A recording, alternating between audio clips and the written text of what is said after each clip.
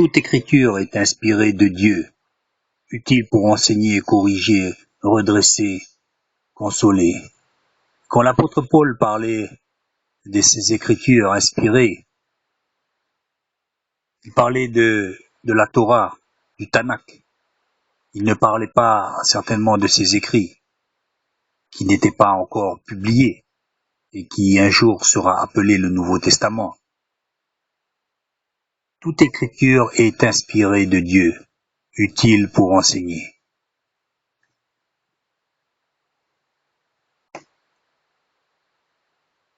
Mais alors, aujourd'hui, où sont les Écritures? Les écrits de l'apôtre Paul sont considérés aujourd'hui comme inspirés de Dieu, ainsi que le Nouveau Testament, que nous avons compilé avec l'Ancien Testament, qui est la Torah, le livre des prophètes et le Tanakh. Jésus ne parle pas des livres apocryphes, ni l'Église, ni les apôtres n'ont mentionné les livres apocryphes, qui ont été considérés par nos pères comme apocryphes. Peut-être quelques sources d'inspiration, mais dans l'ensemble, ils ont été rejetés. Aujourd'hui, l'inspiration, comme se vend aujourd'hui, les branches des arbres bougent par le vent, par cette inspiration, expiration de la nature. Avant de prendre la Sainte Seine, une personne nous disait que celui qui est baptisé conformément aux Écritures se lève. Ceux qui sont aussi fidèles à l'Assemblée. Ce n'est pas marqué dans la Bible. La Bible nous parle de chacun se juge soi-même pour prendre la Sainte Seine. Nulle mention de fidèle à l'Assemblée.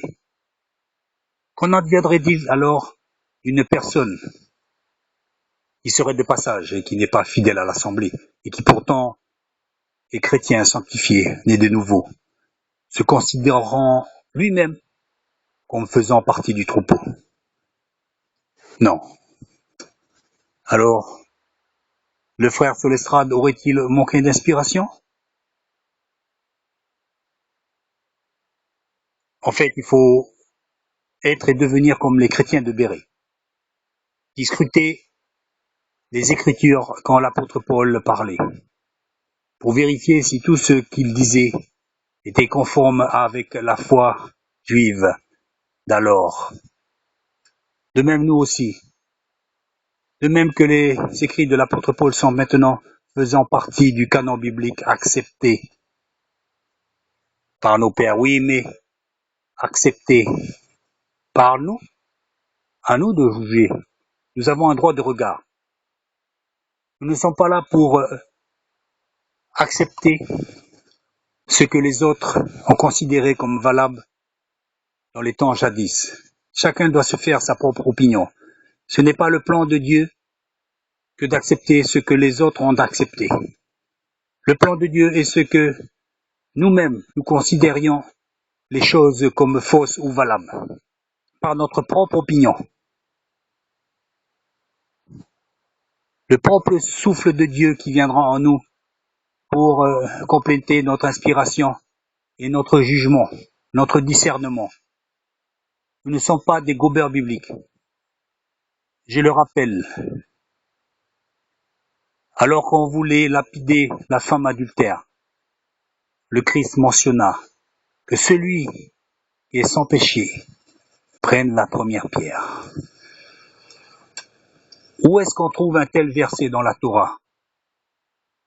Que celui qui est sans péché jette la première pierre. En fait, nulle mention de ce verset. C'est une parole inspirée. Pour en résumer, nous ne devons pas conduire notre vie, notre conduite par des versets qui étaient valables jadis et qui ne le sont pas forcément aujourd'hui. Les Juifs auraient pu dire, tu peux dire ce que tu veux, la Bible nous dit de lapider de telle femme. Qu'aurait-il fait? Qu'aurait-il dit? Pourtant, rien de cela.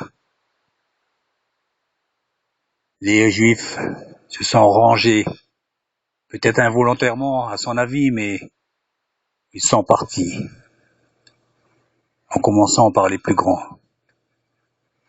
Leur conscience certainement les condamnant, mais voilà. Aujourd'hui, nous devons faire de même. Nous ne devons pas prendre des versets pour conduire notre vie et condamner les autres. C'est pas possible. La parole de Dieu est inspirée. Toute parole. Les apôtres ont été inspirés. Les écrits de l'apôtre Paul ont été inspirés. Et quand vous serez en communion avec Dieu, vos paroles pourront être inspirées, même si elles ne seront jamais écrites. Elles pourront frapper au cœur de votre prochain. Et vous n'avez pas forcément à citer des Écritures. La parole, toute parole est inspirée de Dieu. Mais la parole inspirée, où est-elle? Elle n'est pas seulement dans la Bible, mais elle peut sortir de votre bouche.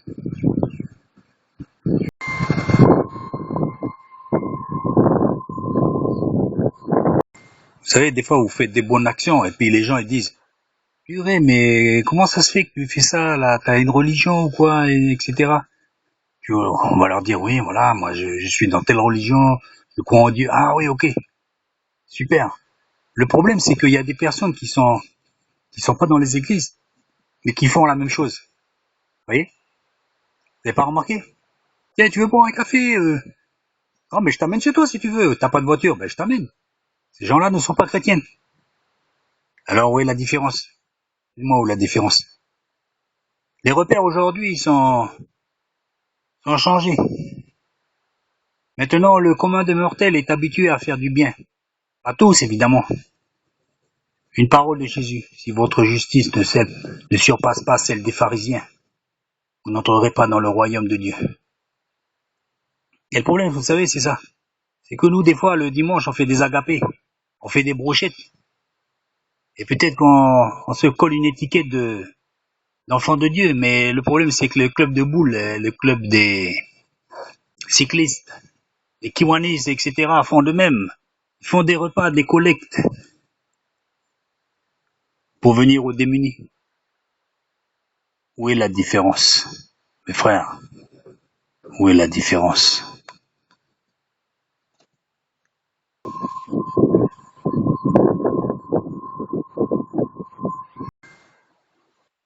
Et nous nous amusons à leur coller des versets en réponse à leur souffrance. Une façon de ne pas les aider. Oui, mon frère, je vais prier pour toi. Les laissant seuls avec leurs problèmes de loyer, de nourriture, de besoins financiers, ponctuels ou permanents. Oui, frère, je vais prier pour toi. Leur citant quelques versets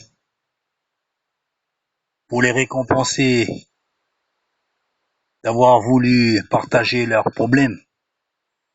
Et nous prenons les gens pour qui, là? Le frère que tu as renvoyé, c'était Jésus lui-même.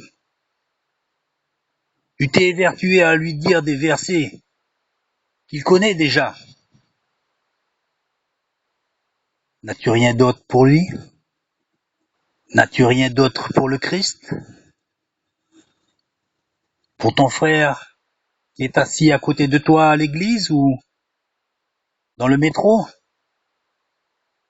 N'as-tu rien d'autre à lui dire que lui citer des versets réchauffés au micro-ondes